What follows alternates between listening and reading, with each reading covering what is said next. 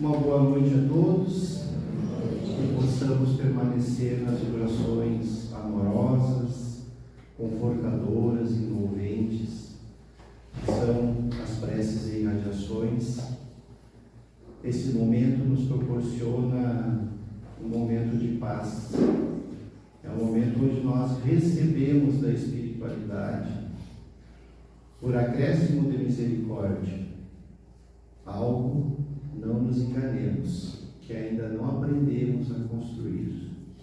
O dia virá que nós vamos permanecer nesta paz por onde passarmos. Já temos notícias de mundos mais felizes, é logo ali, alguns milhares de anos, mas logo passa. Quem é apressado somos nós, que estamos dentro de um corpo físico e queremos tudo para ontem. A nossa reflexão dessa noite é sobre Jesus. Já ouviram falar de Jesus? Ninguém? Já. Então tá bom.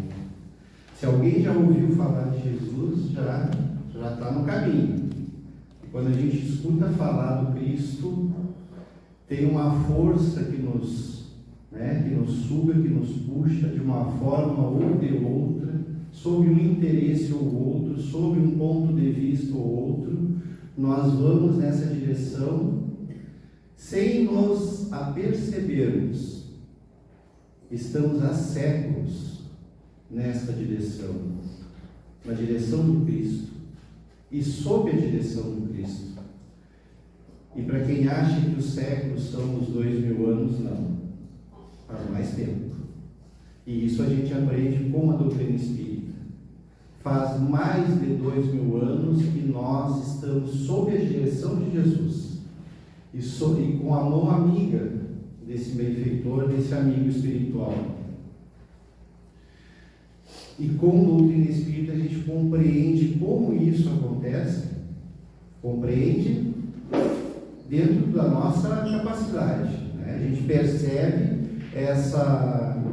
a lógica dessas questões e vamos adiante, vamos nos aprimorando na concepção do Cristo. Jesus ele se torna diferente para nós à medida que passa o tempo. E a gente trouxe para a nossa reflexão do livro Jesus no Lar, que foi psicografado por Chico Xavier, ditado pelo espírito Neio Lúcio. Nesse livro, o espírito narra a passagem, a permanência de Jesus na casa de Pedro. Um tempo que ele ficou ali convivendo com a família do Pedro e com os vizinhos e com aqueles que ali circulavam, aqueles que ali habitavam. E foi ali, segundo o espírito Neio Lúcio, que Jesus propôs o culto cristão no lar. Aquilo que nós conhecemos hoje como Evangelho no lar. Alguém que faz o Evangelho no lar? Muito bom. Que possamos permanecer fazendo o Evangelho no lar. Então ali Jesus Neio Lúcio traz então 50 episódios onde Jesus reunido com os familiares de Pedro, trazendo ensinamentos, formando aquele núcleo cristão, aquele núcleo de estudos das leis imortais, que à época Jesus trazia então reflexões acerca do que já existia, porque o Evangelho do Cristo, ele estava dando o exemplo e nós conheceríamos no porvir pelos evangelistas. Então Jesus ali traz ensinamentos que estão contidos nesse livro, simples, de capítulos curtos, que vale a pena a gente conhecer. Parece que Jesus está falando de problemas do dia de hoje, de cada um de nós. Porque os anseios, as dificuldades, os conflitos são do Espírito, que é imortal. E naquele momento do tempo, quando os Espíritos que estavam ali com ele apresentavam as suas questões, recebiam dele orientação, principalmente, junto com consolo e acolhimento. Mas por que principalmente orientação? Porque não há ninguém que transforme o outro. Nós temos uma única responsabilidade de transformarmos a nós mesmos. Então Jesus entrega para nós, através desse, e o Lúcio entrega através deste livro, mensagens que calam fundo no nosso coração. Mas antes de iniciar o primeiro capítulo, veio o prefácio. Veio uma introdução, veio um prefácio que foi trazido por Emmanuel, um outro espírita hoje, trabalhando pela doutrina espírita, pela implantação do Evangelho do Cristo através da doutrina espírita, que é aquele que acompanhou o Chico Xavier, né, que nós conhecemos mais, né, por este trabalho dele, né, o guia espiritual, o anjo da guarda de Chico, né, que Chico muitas vezes dizia que Emmanuel não pegava leve com ele, né? A gente acha que espírito superior é bonzinho. Não, bonzinho é o pai e a mãe que passam a mão quando o filho faz uma coisa errada. O espírito superior é bom, ele é justo, ele procura aplicar as leis divinas dentro das suas condições e das suas possibilidades. E Emmanuel vai trazer um prefácio que levantou essa reflexão. Quem é Jesus para nós? Quando a gente pensa em Jesus, ou quando alguém fala em Jesus, o que ele significa para nós? O que a gente lembra, assim, né? Talvez alguém diga assim, Jesus salvou a minha mãezinha que estava quase morrendo no hospital, e os médicos haviam desenganado. Jesus ajudou meu filho, eu orei para ele, e ele ajudou meu filho, e ele passou no vestibular. Então cada um vai se reportar ao Cristo de alguma maneira. Acontece que hoje nós estamos no ano de 2024, dentro de uma casa espírita.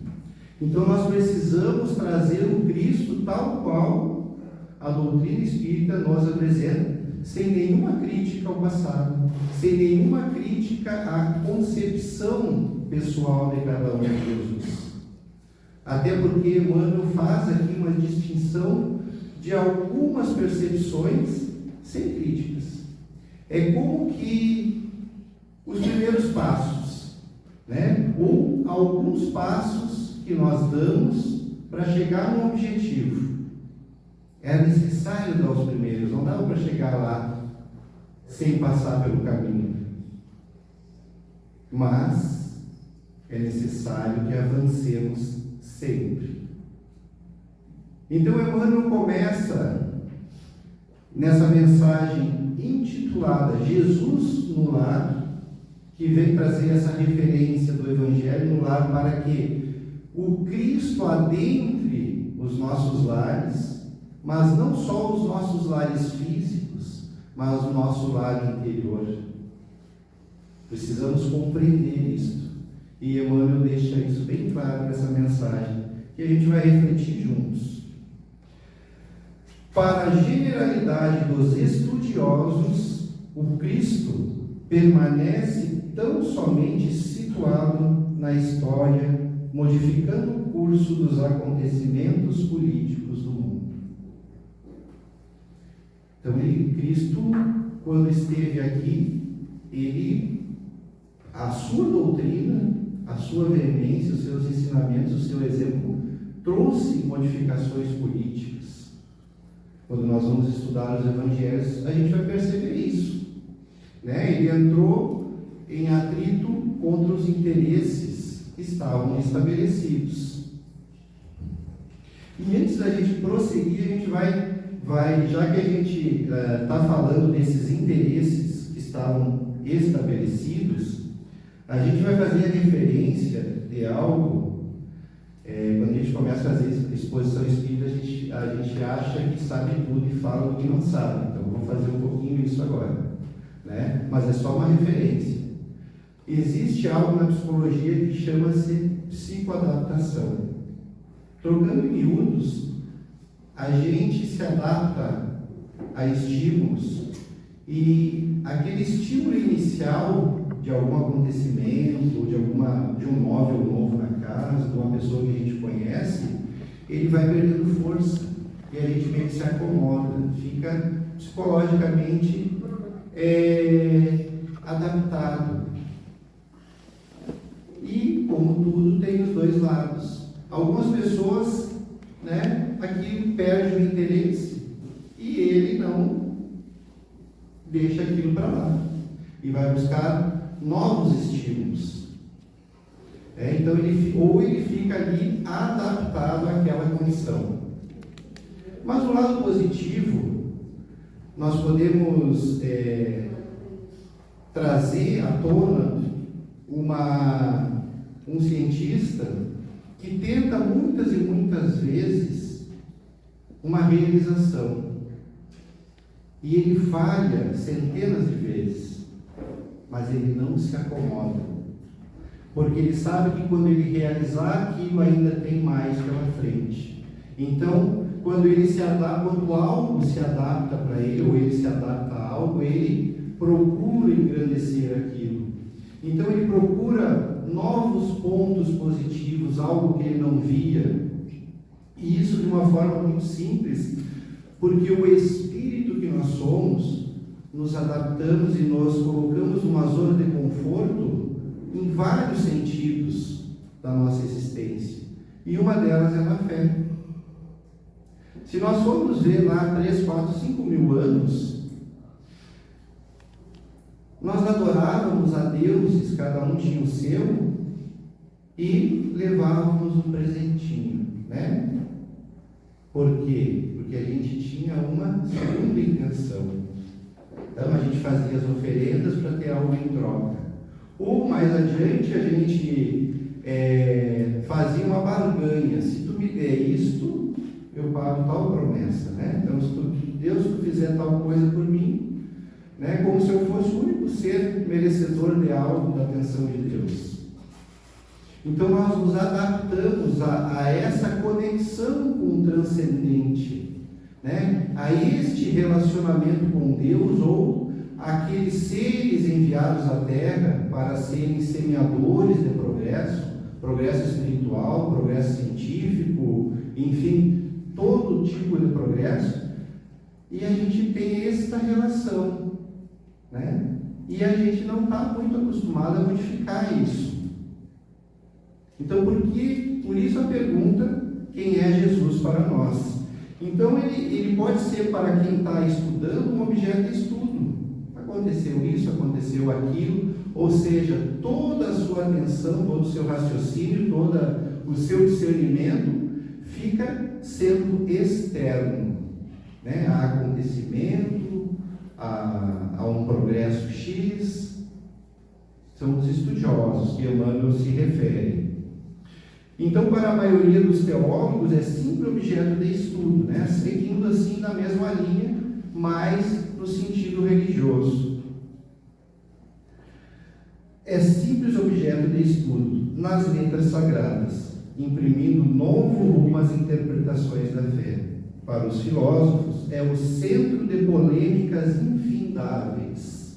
E aí a gente lembra a época de Jesus que esteve aqui, aqueles fariseus, aqueles doutores da lei, né? Aqueles rabinos que discutiam muito por palavras e não entendiam, mesmo aqueles um pouco mais espiritualizados, como Nicodemos, não entendiam a essência espiritual do ensinamento do Cristo. Tinham esta dificuldade. Então fica na periferia, né, como a gente diz. E depois a gente se inclui aqui no próximo. E para a multidão dos crentes inertes, Emmanuel é um espírito superior. Ele não é bonzinho, não. Vou ler de novo.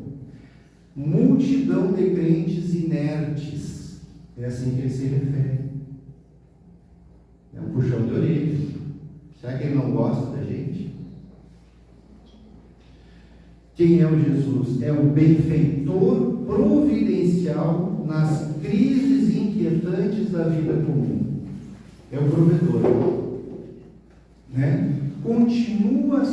E aqui Emmanuel está trazendo, tem a data aqui, 13 de outubro de 1949, a data dessa mensagem. Ou seja, já haviam se passado algumas décadas do lançamento do Livro dos Espíritos, quase 100 anos. Nós já estávamos conhecendo a doutrina espírita há quase 100 anos e Emmanuel vem dizer isso para nós, que a maioria de nós ainda enxerga Jesus como este benfeitor providencial nos momentos de dificuldades. Né? Quando a gente está com alguma dificuldade, o que acontece? Não precisa falar, a gente sabe. E a gente se acomodou a isso. Né? A gente faz as coisas do nosso jeito, a gente, né, o jeito do outro nunca dá certo, a gente nunca escuta, nunca pondera que possa aprender alguma coisa, né? O orgulho vai, né, vai nos conduzindo nesse mar, mas quando chega o chacoalhão para ver se a gente acorda, a gente levanta as mãos para os céus e socorro. Faz aquilo que eu quero que aconteça. Né? Traduzindo assim, a gente traduz todas as situações que a gente possa imaginar. Jesus tem que fazer aquilo que eu julgo ser melhor, ou seja, tira a dor, tira o sofrimento. Aqui não, todo mundo pode sofrer, menos eu. É assim que a maioria de nós ainda vê o Mestre. Né? Mas assim, ele está chamando a atenção para algo que nós precisamos ultrapassar, mas com paciência, com tranquilidade, né? Nada acontece aos sobressaltos. Mas se a espiritualidade nos chega e nos diz isso, é sinal que a gente está patinando, né? A gente está ali insistindo em alguma coisa que a gente acha que ainda vai dar certo. É a velha história de somar 2 mais 2 e querer que dê 5 um dia. E a gente soma de novo esperando 5 e não vai dar. E a espiritualidade vem dar um empurrão. E aí Emmanuel vai dizer o seguinte: todavia, quando o homem percebe a grandeza da Boa Nova, Boa Nova é o Evangelho do Cristo.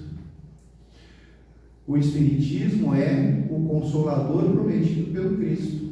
É o Evangelho do Cristo trazido à sua pureza inicial, né? E com o desdobramento que hoje nós temos condição de compreender. Quem é trabalhador do Cristo? É aquele que vem fazer exposição aqui na frente? Quem está limpando a rua é um trabalhador de Jesus. Quem está no laboratório pesquisando lá uma vacina é um trabalhador do Cristo. Porque Cristo é o coordenador da terra. Sabe alguém que coordena alguma coisa? Ele sabe de tudo. Então, se a gente acha que sabe muito de química, a gente não, perto de Jesus, a gente não sabe nada. Se a gente acha que sabe muito de direito, perto do Cristo, a gente devia sentir, no mínimo, constrangimento, por se sentir muito grande. Então, a grandeza da Boa Nova, ela está no exemplo do Cristo, simples, sabendo tanto quanto nós ainda vamos percorrer o caminho para aprender.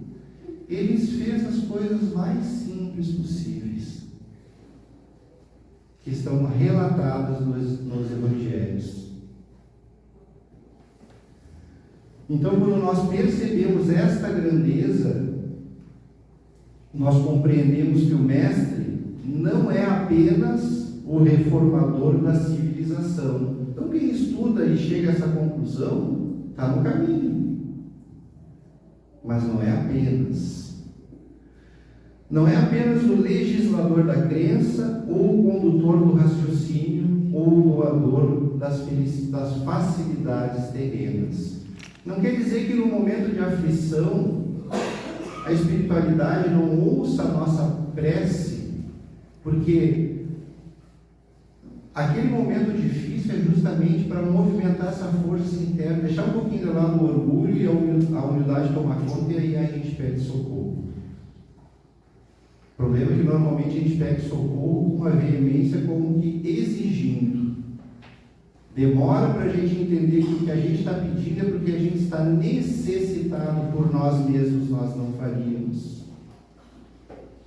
E a espiritualidade, muitas vezes, sem pedirmos, em silêncio, nos acolhe, nos trata espiritualmente, nos livra do mal, como diz Jesus na prece, porque nós ainda somos crianças espirituais.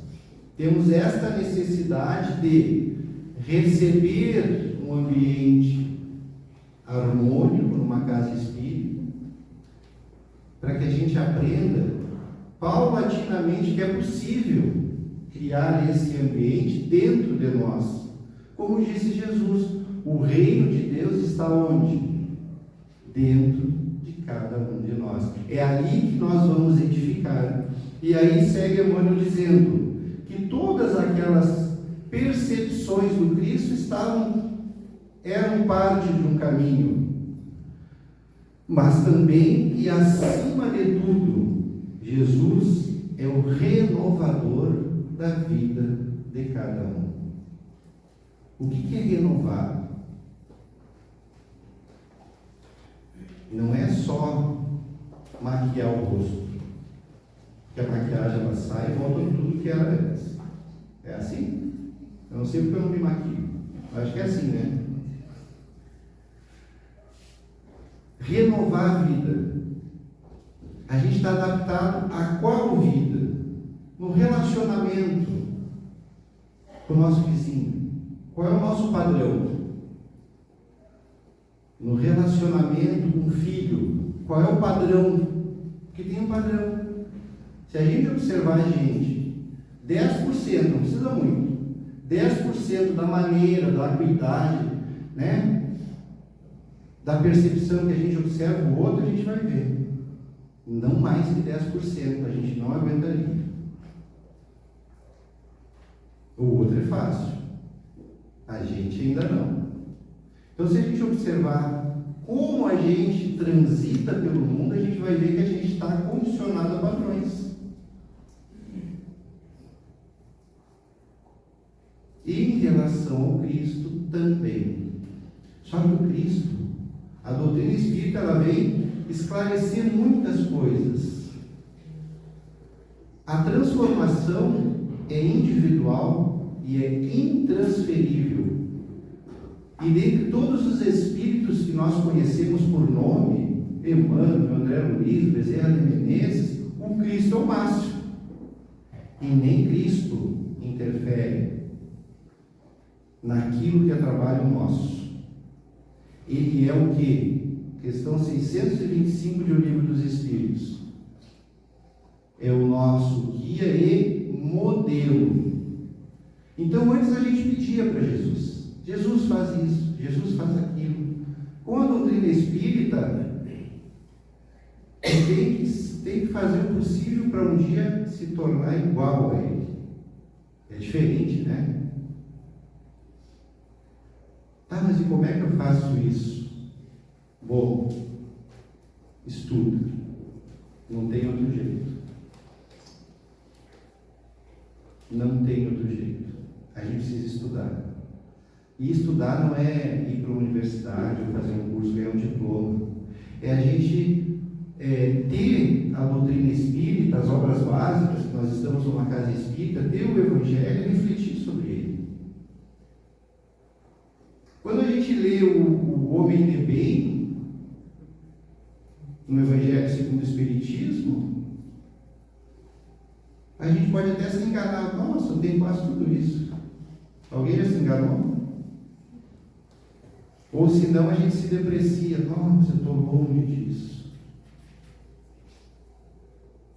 E aí fica nisso e ponto.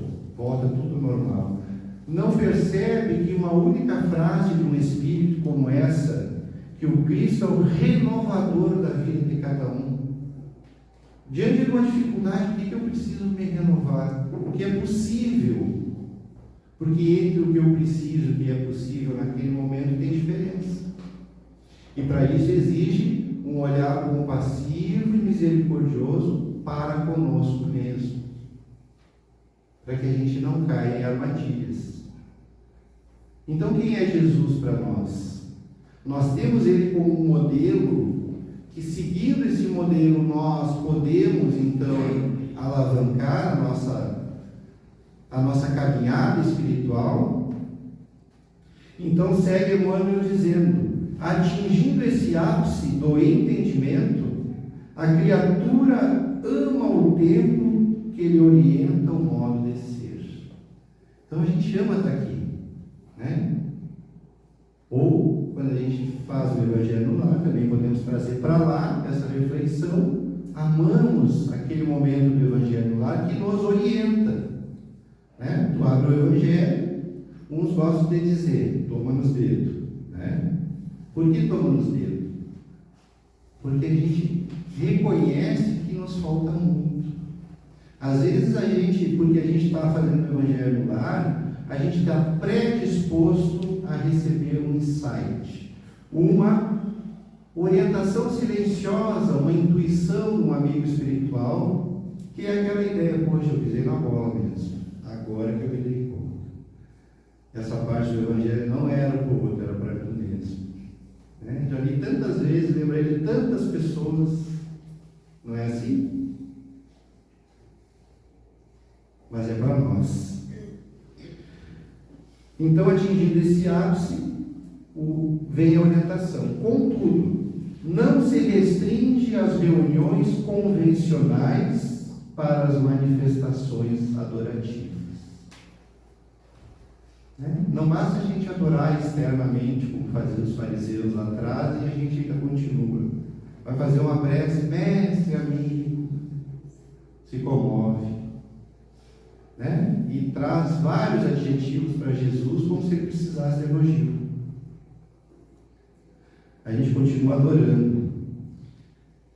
Mas trazer o amigo celeste ao santuário familiar, onde Jesus então passa a controlar as paixões, a corrigir as maneiras e a inspirar as palavras.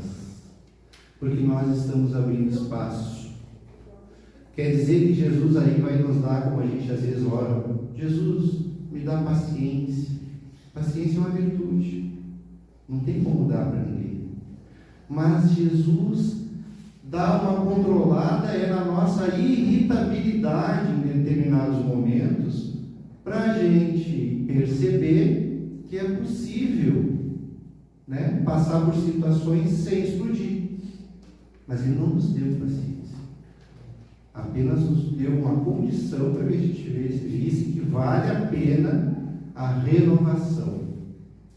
Vale a pena sair da zona de conforto, que muitas vezes é o conflito, é o embate, é a discussão, e entrar num outro caminho. E olha só como diz Emmanuel, além de inspirar palavras, habilitando o aprendiz a traduzir-lhes os ensinamentos eternos através de ações vivas. Quem é habilitado a dirigir aqui? Alguém dirigiu por você, para você receber a carteira de motorista? Não, né? Mas nas primeiras, alguém quando fez a carteira de motorista, eu não sei, foi passar uma hora numa parte prática e o instrutor precisou frear para a gente não passar numa via que não era a nossa preferência, porque a gente se distraiu, a gente estava aprendendo, né? Porque eles têm um pedalzinho ali do lado. Então, nós temos instrutores que nos auxiliam no início, evitam algum embate, para que a gente aprenda a fazer por nós mesmos, para que a gente se habilite, como diz aqui o Emmanuel, né, nesses ensinamentos e traga para o nosso cotidiano.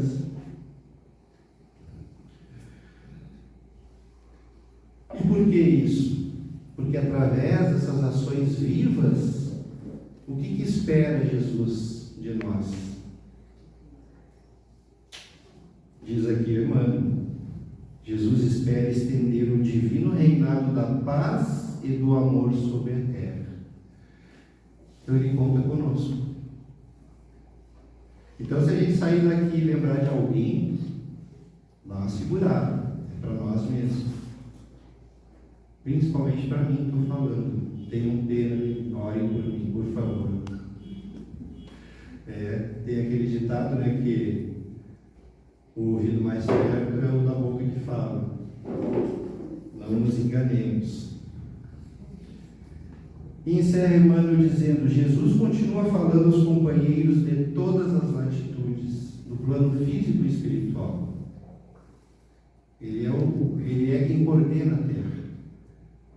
Nós estamos sob as vistas deles e dos seus propósitos, de uma legião de espíritos que trabalham pela nossa felicidade. Espírito superior não precisa cuidar de doença física, a ocupação dele é cuidar de nós. Então eles estão aí para nos ajudar.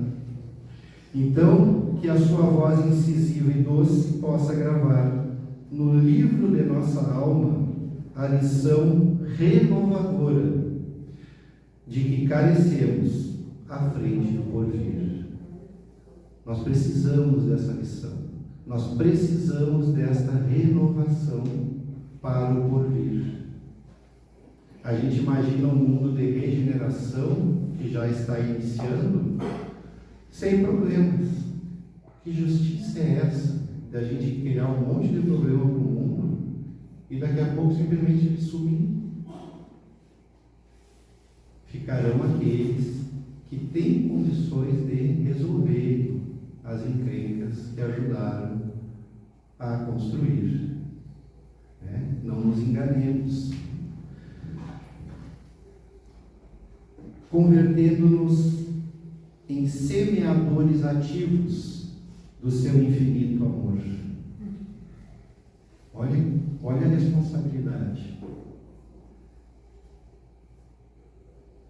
Às vezes a vontade de nunca mais ir numa casa espírita, né? É muita responsabilidade. Porque às vezes a gente gosta muito de ouvir algo que nos sensibilize, que a gente se emocione. Mas daqui a pouquinho a gente já esqueceu a história. A gente precisa assumir responsabilidades diante da vida. É isso que a doutrina espírita nos convida a fazer. Então, semeadores ativos do seu infinito amor. Jesus veio semear o amor. O que aconteceu com ele? Esperaram ele no aeroporto com fogos de artifício? Ergueram uma estátua para ele? O que foi que aconteceu? Então a gente não pode esperar muita coisa diferente, né? E encerra, Emmanuel, é isto: semear com o Cristo, pelo Cristo, é a felicidade maior a que poderemos aspirar. E aí a gente volta lá no outro parágrafo. Isso vai acontecer quando a gente perceber a grandeza da boa nova, que não aparece aos olhos do mundo,